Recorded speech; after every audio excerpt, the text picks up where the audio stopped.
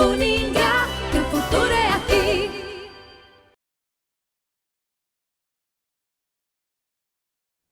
Fala pessoal, tudo bem? Hoje estamos fazendo um podcast diferente aqui pelo Google Meet, porque a gente também tem um bate-papo diferente hoje com o Eduardo Martins, ele que é do GAS, e também temos o Flávio Cunha, que é do IDR Paraná.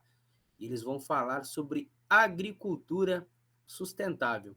É com você, Flávio. Ok, obrigado, Kleber. Agradeço a oportunidade de participar desse podcast. Então, eu gostaria de começar conversando com o Eduardo. Permita te chamar assim, Eduardo? Por favor. Perguntando para ele alguma coisa mais sobre o gás, né?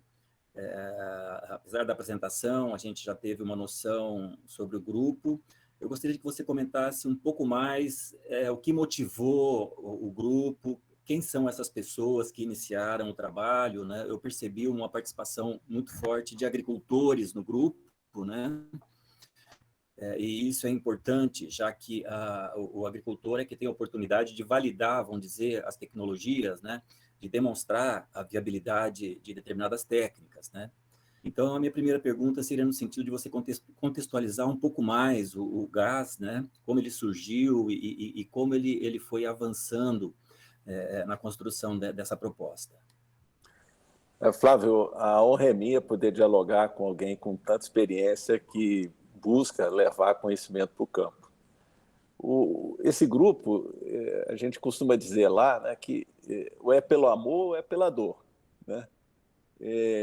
Em grande parte, no início, foi pela dor, né? A dor, dois fatores principalmente, né? Agricultores que viviam e produzem próximo de áreas de conservação e passaram a ter as restrições, né, dos planos de manejo e precisavam encontrar uma solução para continuar na atividade. E uma outra dor, que é uma dor que persegue muitos agricultores, que é equilibrar as contas, que é reduzir custo, né? Tentar não quebrar de novo, né? E se endividar. Essas pessoas começaram a perceber que existia um monte de práticas, eu nem vou chamar de conhecimento, nem de tecnologia, vou chamar de práticas, né? Algumas antigas, outras nem tanto, muitas sem a chamada validação técnico-científica, mas essas práticas funcionavam. E quando elas começaram a ser incluídas juntas no manejo, elas começaram a dar respostas incríveis. Mas não só respostas para a escala pequena, né? Que é o que a gente está, de uma certa forma, mais acostumado com as chamadas agriculturas alternativas, né? Mas dava para trabalhar em escalas intensivas e extensivas. E isso acabou alcançando vários tipos de culturas, culturas que produzem as commodities, soja, milho, cana, eucalipto. Aí tem uma quantidade enorme hoje de culturas que vêm adotando essas práticas e tendo um sucesso bastante grande. Não, é justamente isso que chama a minha atenção, né? A escala que o grupo apresenta, a escala de trabalho, né? O tamanho das propriedades, né? Eu já vi algumas apresentações, alguma coisa na internet sobre o grupo, né? E percebo que o trabalho ele acontece em áreas significativas, em áreas grandes, né? E como você falou, o que a gente vinha conseguindo em agricultura ecológica, em agroecologia, em agricultura orgânica, normalmente possui dimensões, escalas menores, né? Então, é justamente essa questão, porque quando a gente fala de uso de agrotóxicos, né, que é o tema do workshop que a gente está participando, a gente percebe que a grande agricultura ela tem um papel determinante no uso, né, desses insumos químicos, né? E o desafio da gente conseguir fazer com que essa grande agricultura passe a ter práticas, né, mais ecológicas, mais limpas, com menor efeito sobre o ambiente, né, efeito degradador sobre o ambiente. Então, continuando, né, o questionamento com relação à viabilização dessas grandes áreas, né, eu gostaria de questionar com relação ao controle de plantas daninhas, porque hoje, dentro do que a gente conhece, tecnologias para controle de pragas e doenças, alternativas para adubação de solo, isso aí, dentro do conhecimento que existe da agroecologia, né, ou da agricultura com esse foco ecológico, né, a gente já vislumbra alternativas. A questão de controle de invasoras, né, de plantas espontâneas, né, como a gente gosta na agroecologia de chamar, né, é que aparece como um grande estrangulamento para a viabilização dessas grandes áreas. Eu queria que você comentasse um pouco da experiência do grupo com relação a isso. Você pegou o ponto central para nós hoje, porque a gente consegue equacionar uma redução significativa de fertilizante, principalmente usando pó de rocha e trabalhando intensivamente para aumentar a matéria orgânica no solo e manter a matéria orgânica no solo. A gente consegue uma substituição significativa de inseticida e fungicida com os biológicos produzidos on-farm, seja de comunidade, seja específicos, né? Agora, onde é que a gente sofre? Como que isso acontece? Isso acontece porque a gente tem que trocar de cultura várias vezes nos ciclos. Então, eu estou trabalhando com soja, depois vou trabalhar com milho ou uma outra cultura de safrinha. Muitos estão adotando um sistema integrado onde entra o boi safrinha, né? Ou às vezes eu tenho soja, milho e ainda tem espaço para incluir animais no sistema, e depois entro com culturas de cobertura. Essas trocas, cada uma dessas trocas, a gente fica dependente de herbicida. Como também a gente, muitas vezes, depende de herbicidas, né? Quando eu faço plantios consorciados, eu tenho que segurar a minha cobertura, a minha planta econômica crescer, eu tenho que segurar e aí acaba sendo mais herbicida. Então, portanto, o herbicida é o nosso grande limitação. Quando a gente fala, a gente está reduzindo de 80% a 90% o consumo de fertilizantes e pesticidas, né? É porque grande parte do restante é herbicida ou aquelas aplicações que a gente faz de fungicida ou inseticida quando tudo que a gente fez não funcionou, né? Um pouco isso. O que a gente tem feito? Primeiro, esperando que as pesquisas de quem está orientado para isso e trabalhando em caminhos alternativos, opere e funcione. Então, cadê moléculas que sejam menos agressivas? Cadê moléculas que sejam mais próximas da questão natural, né? E aí não é fácil, né? Os bioherbicidas, etc., não têm caminhos muito, muito fáceis, né? A outra coisa que a gente tem feito é buscado um pouco o que já tem de alternativa. Então, tem alguns dissecantes que têm uma razoável eficiência, mas os custos são muito altos, né? Para fazer em áreas grandes não é viável, né? Outra coisa que a gente tem feito é reduzido a quantidade de herbicida nas aplicações. O que a gente descobriu? Quando eu associo o herbicida, a maioria deles, a moléculas orgânicas, a eficiência do herbicida aumenta muito. A gente consegue reduzir, seja com composto, com chá de composto, ou a gente também usa muito extrato pirolenhoso, a gente consegue reduzir em 30%. Alguns conseguem reduzir mais. Outro esforço é começar a entender a ecologia dessas plantas. Elas não estão lá à toa, elas estão lá porque elas são respostas de um tipo de manejo, né? E o que a gente percebeu é que quando a gente começa a compreender um pouco o que a gente pode chamar de estoque de semente no solo, né? Os bancos de semente, e começa a entender esses bancos, a gente começa a agir e a lidar no nosso manejo para reduzir. Ter o solo coberto ajuda muito, mexer menos no solo ajuda muito, ter planta de cobertura, principalmente com mix, também ajuda bastante. Outra coisa que a gente tem feito cuidado muito da adubação nitrogenada. A gente percebe que a adubação nitrogenada, seja ela solúvel ou orgânica, né, ela dispara o banco de semente. Então, como é que eu regulo a quantidade de aporte de nitrogênio de uma forma parcionada, né, para não acordar as emergências, entendeu? Então, e a outra coisa que a gente tem feito é um trabalho de desenvolvimento de equipamentos. Isso a gente está fazendo junto com o pessoal da Sintropia, junto com o Ernest Gerst, onde um grupo, o GAS apoiou isso, inclusive com algum recurso, e com ideias, com discussão, com teste em campo, para passar a incluir essas plantas emergentes e trabalhar com sistemas de poda. Só que aí, como é que eu organizo isso num sistema de produção em linha? Né? Então, na realidade, a gente tem que, desde a plantadeira e depois de máquinas que vão controlar essas plantas nas entrelinhas, né? Mas não arrancando, que em geral a turma do orgânico usa muito arrancar, né? A gente quer criar mecanismos de poda, né?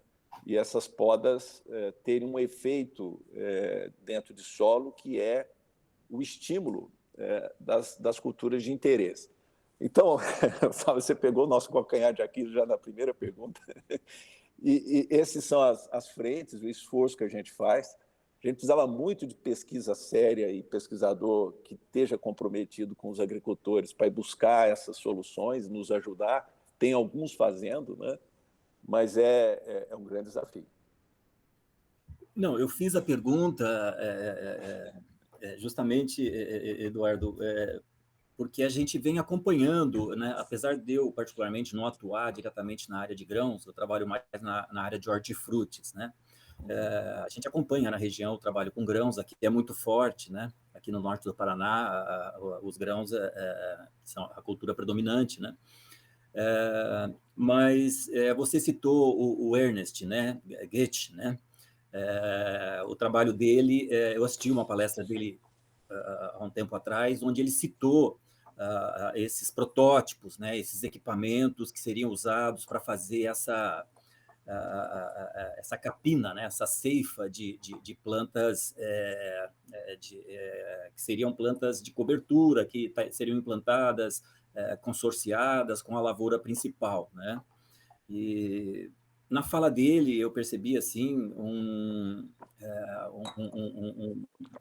a possibilidade, né? Ele assim acreditando bastante na viabilidade, né? Com os resultados que vinham sendo alcançados, né? Com relação a esses protótipos, eu sei que ele vem desenvolvendo equipamentos, né, para isso. Essa questão tem avançado? Já existe alguma coisa de mais palpável com relação à viabilidade desses equipamentos em grandes áreas? Essa discussão é muito interessante porque ela leva a discussão sobre desenho produtivo. E como é que eu organizo um conceito sintrópico em larga escala? Essa é a grande discussão.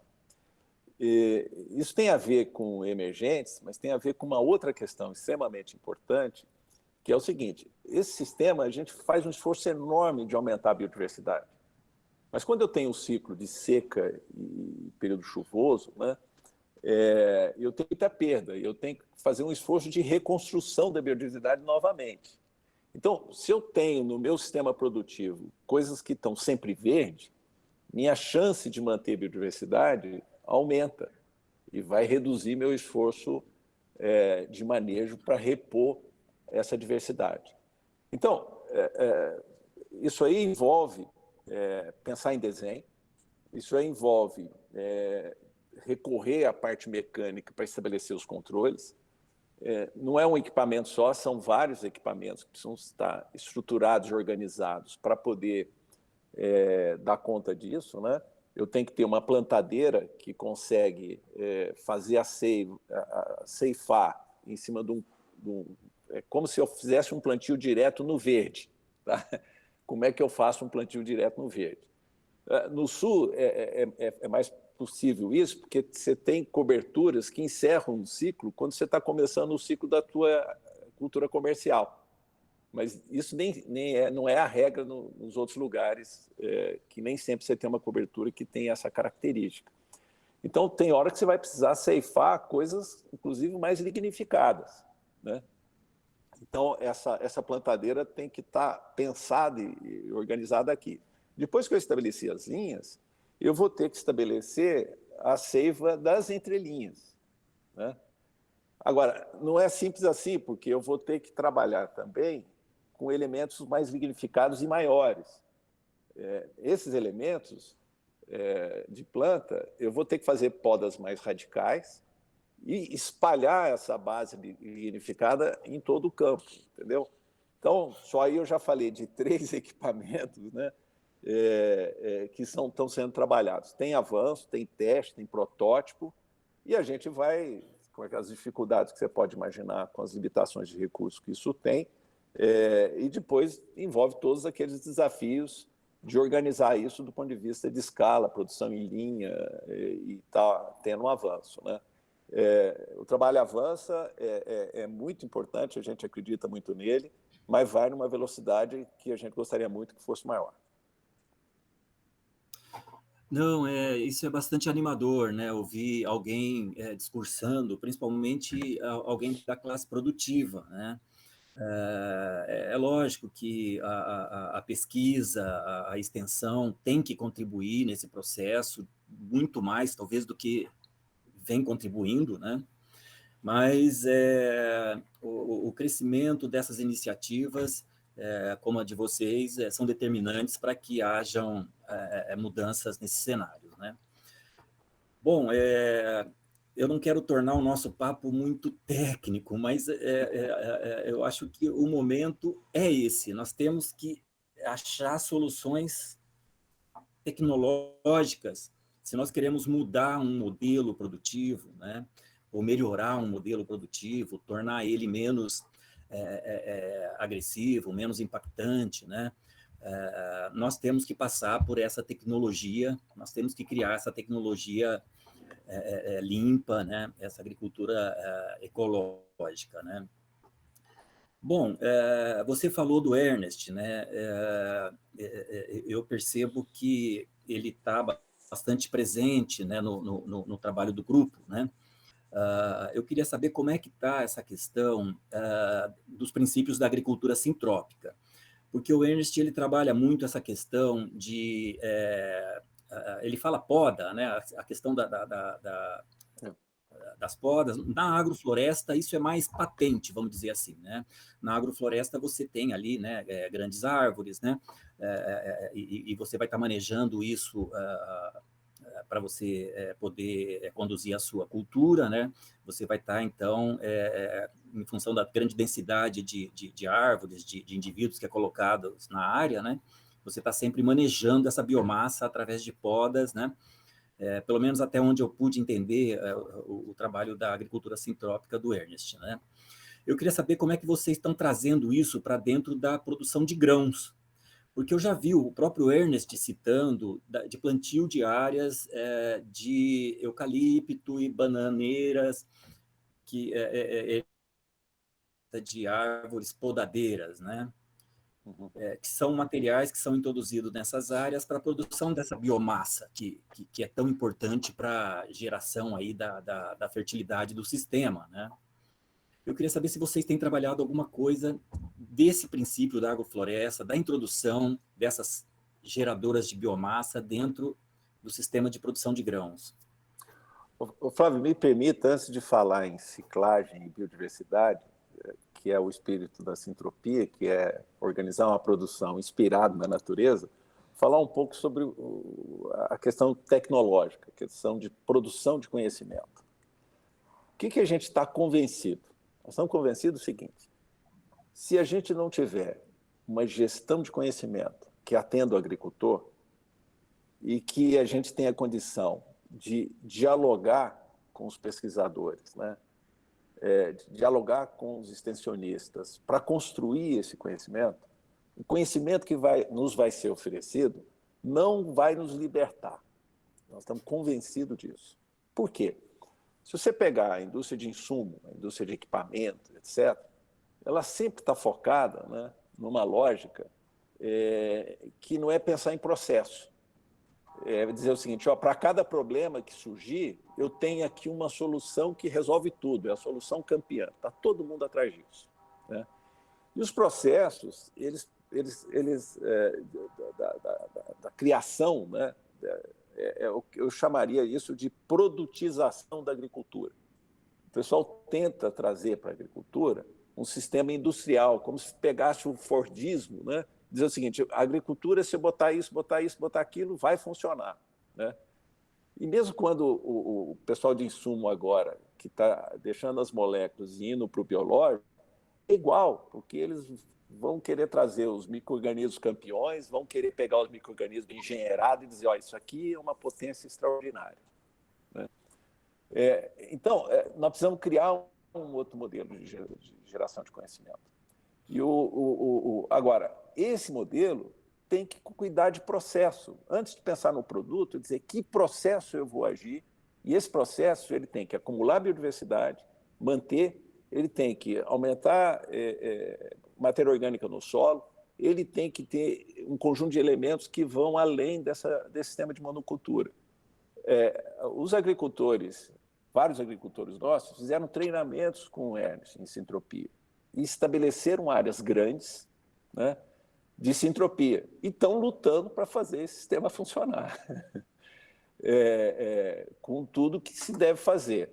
É como se a gente tivesse o seguinte, eu tenho elementos distintos do ponto de vista de representação de plantas, eu tenho um processo em que eu interfiro para acelerar a ciclagem, né, e eu tento manter uma cobertura sempre verde. E, em cima disso, eu organizo meu processo produtivo, que pode vir da cultura na linha, que pode vir das árvores, que pode vir dos arbustos, né? É um pouco isso, e isso tem uma sequência na forma que você organiza e inclui elementos que fazem com que a diversidade e as contribuições na ciclagem se complementem e sejam o mais intensivo possível, com uma alta eficiência. Eu percebi que ainda existem grandes dificuldades para serem resolvidas, né? Mas os princípios estão estabelecidos, né? Eu sinto na agricultura sintrópica, né, um resgate dos princípios da Ana Primavesi, né, que fala dessa questão da matéria orgânica e da atividade microbiológica, biológica do solo e da bioestrutura de solo, né, como fatores determinantes aí para a agricultura tropical. Eduardo, o pessoal já está me sinalizando aqui que o nosso tempo está se esgotando, né? Eu gostaria de continuar conversando com você, eu teria ainda outras questões para colocar, para a gente tentar aprofundar esses assuntos, né? Mas o nosso tempo está se esgotando. Eu estou pensando numa última pergunta, né? Que é com relação às sementes, né? Ao material genético que a gente usa, e que nem você citou no começo da nossa conversa, a questão da genética. Ontem eu escutei um termo que eu não conhecia, né, que é empilhamento genético, né, que é essa questão de estarem, através da transgenia, incorporando novos genes cada vez mais nas cultivares, e a questão seria, né, se esse caminho vai gerar realmente o material que a gente precisa para esses sistemas, né, mais ecológicos, vamos dizer assim, menos dependentes de insumos até, né? Como é que o grupo vê? Existe alguma iniciativa com relação à produção de material genético? Você acredita na possibilidade disso? Como é que vocês estão vendo essa questão? A priori, nós não somos contra nenhuma tecnologia, inclusive essa de edição de genes, transgênicos, não somos contra. A priori, não somos contra. A pergunta que a gente se faz é o seguinte: com a base genética que a gente tem, o que é possível fazer sem precisar desses artifícios, né, para a gente produzir de forma sustentável. E a gente tem descoberto que as possibilidades são incríveis. Só que também a semente se transformou no principal instrumento de marketing da indústria de insumo. Porque se eu tenho uma semente que está ajustada a uma carga enorme de fertilizante, a uma carga enorme de dependência de inseticida e fungicida, ou está atrelada a uma condição genética que tolera produtos, né? O que eu estou fazendo o quê? Eu estou atendendo o interesse da indústria, não do agricultor, né? Entendendo que isso sempre tem gerado custos adicionais ao agricultor. Então, atuar e agir de uma forma ainda com as bases. E que a gente percebeu que não com qualidade para adaptar e selecionar para o nosso sistema de produção. As sementes disponíveis, elas estão orientadas para essa agricultura intensiva em insumo. Então, a gente tem feito testes amplos, com seleção massal de material, quando a gente tem acesso a variedades, para poder encontrar os materiais mais interessantes. Aí também envolve um esforço de desenvolvimento, porque nós temos que fazer esses testes, depois essas variedades deveriam entrar num novo modelo de seleção de materiais, com perguntas diferentes do processo de melhoramento genético, e organizar toda a cadeia de oferta de semente, que a gente acredita que deveria ser regionalizado, né? E feito, ajustado para cada realidade. E nós temos já uns 4 iniciativas de teste de grande escala para essa seleção de variedades. Tá ótimo. Eu acho que vocês estão num bom caminho. Eu queria te agradecer, então, Eduardo, em nome da organização do evento, do IDR, o Instituto de Desenvolvimento Rural do Paraná, e onde eu atuo, e os demais participantes, que são vários, eu não saberia enumerá-los todos, né? A instituição aqui, o Centro Universitário Ingá, onde nós estamos falando, e a todos os demais colaboradores. Foi uma satisfação. Eu que agradeço, Flávio, e sei que o Paraná sempre inovou, sempre foi, muitas vezes saltou na frente, e acredito que essa agricultura pode entregar muito resultado para o agricultor, para a qualidade da alimentação e para quem for consumir isso, né? A saúde, ela começa no solo e termina no prato. Sem dúvida. Lembrando aqui a Ana Primavesi, né? Então, eu queria terminar te agradecendo imensamente. Foi um prazer conhecê-lo. Espero poder, em outras oportunidades, voltar a debater o tema com você, quem sabe presencialmente, brevemente aqui no nosso estado. Vai ser um grande prazer. Abraço, bom trabalho aí. Obrigado.